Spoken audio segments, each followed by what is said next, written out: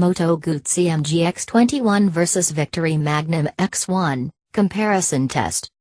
Two opposing angles to the common bagger theme. What we have here is a pair of character-rich factory custom V-twin cruisers vying for a slice of the lucrative bagger market.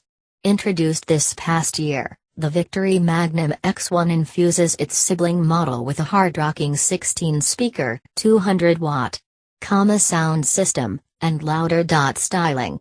The new for 2017 Moto Guzzi MGX Flying Fortress is based on the California 1400 cruiser platform and delivers a payload of features with a distinct Italian take on the popular bagger theme. As both machines stand out in the segment with eye-catching 21-inch diameter front wheels, we figured this similarity alone begs for comparison. They share more similarities though. Each features sculpted integrated hard bags, bar-mounted half-fairing with low-cut windscreen, cruise control, and ABS brakes. The Guzzi also comes with an onboard sound system.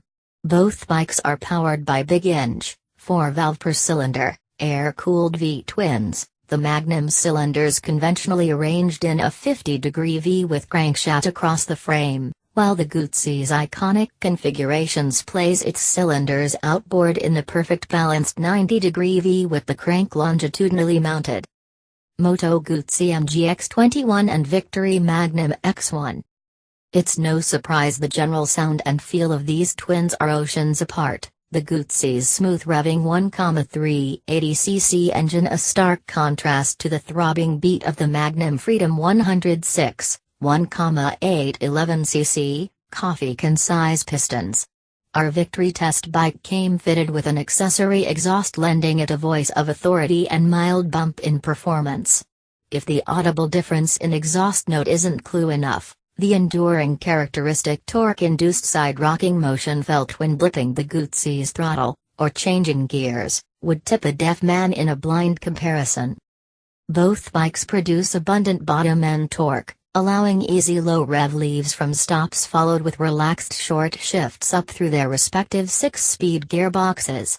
Shift action on both was refined in feel, and the Guzzi shaft final drive arrangement causes none of the chassis jacking fuss of old.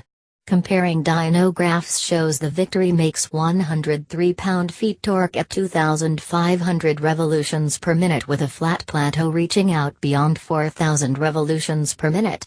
The Guzzi also comes on early, nearly matching its peak value by 2,500 revolutions per minute, but a shallow dip follows before climbing to the 77 pound-foot peak at 3,820 revolutions per minute.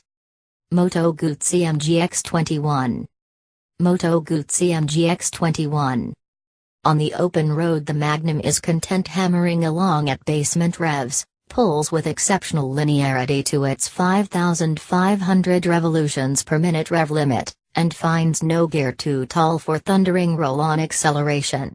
You would be hard-pressed to feel any flux in the MGX's bottom response, as its throbbing low-end rumble churns into a creamy quality beyond 3,000 revolutions per minute. Given this engine's ultra-smooth nature, we unwittingly found ourselves stretching a gear close to its 7,200 revolutions per minute rev limit at times even though there was no need. Both have tall overdrive top cogs to provide pleasant freeway cruise. At 75 miles per hour the Magnum strums to a beat of 2,800 revolutions per minute while the Guzzi purrs 1,000 revs higher. Posh seats and relaxed cruiser ergos are the norm here. The Victory saddle cradles you in one spot while the broad, more rounded Guzzi perch allows for aft movement. The opposite holds true for foot placement, the Guzzi having you pegged while the Magnum has roomy floorboards that are also two-position adjustable. Victory Magnum X-1. Victory Magnum X-1. Wind buffeting at helmet level is taxing on the Magnum at freeway speed. Even its powerful sound system can't compete with the rumbling roar. While looking like something Alfred conceived, the double-bubble windscreen atop the Guzzi Batwing fairing creates very little turbulence by comparison. Feature-packed, the MGX illuminates like a Christmas tree with a myriad mix of LCD and info, warning lights when powering on the ignition. There are plenty of electronic gizmos at play here. Its Weber Marelli ride-by-wire fuel injection offers a trio of selectable ride modes labeled Paglia, Rain, Turismo, Touring, and Veloce, Fast, the latter of which we settled upon as a general preference. Touring mode retains full output with slightly tempered throttle response, a good choice when carrying a passenger. It also has 3 levels of traction control and allows TC to be turned off. The Magnum makes do without any such wizardry, yet on dry pavement keeping the rear tire hooked at the modest cornering bank angles either bike can achieve raised little cause for concern. It's no surprise the general sound and feel of these twins are oceans apart. The Guzzi's smooth revving 1,380cc engine a stark contrast to the throbbing beat of the Magnum Freedom 106, 1,811cc, coffee-can-size pistons. We found low-speed maneuvering notably easier on the Magnum despite its tiller-style bar presenting a long outside reach during full lock U-turns.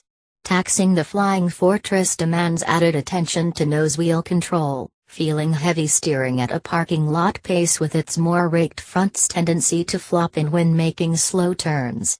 The sensation fades at normal road speed with a hint of steering input maintaining a consistent line through turns. The Magnum is blessed with a more neutral, agile handling feel that hides the fact it weighs more. It's also notably easier to lift off the side stand and roll around the garage. Sitting a bit taller, the Guzzi's longer travel suspension provides superior bump absorption, has better damping control, and its chassis provides more cornering clearance than available on the Victory. While measured stopping distance was essentially a dead heat, we give the Guzzi the nod for requiring less effort at the controls and having more initial bite. Moto Guzzi MGX 21 and Victory Magnum X-1. A major appeal of the bagger genre is the ability to pack a light load for day trips or weekend runs. The Magnum is a clear victor in this regard with top-loading, lockable bags offering far more capacity and practical convenience. Fitting a backpack containing a slim laptop had the MGX bag's clamshell lid bulging, not to mention the need to use a key to gain entry each and every time. So here we have 2 baggers approaching a common goal, both at a right angle. They are similar in outright acceleration and braking performance, offer a good degree of comfort and custom style, and come well equipped to rock and roll down the highway. Choosing a character winner is evident. If you weigh the uniqueness of style, powertrain personality, and exclusivity, the Moto Guzzi MGX 21 Flying Fortress is the bomb. Picking the bike I prefer having in my hangar is just as straightforward. The Victory Magnum X-1 may not break the sound barrier as did its namesake, but it fits the bagger mold without reinventing the wheel. Even if that front wheel is of an unconventional size. Moto Guzzi MGX 21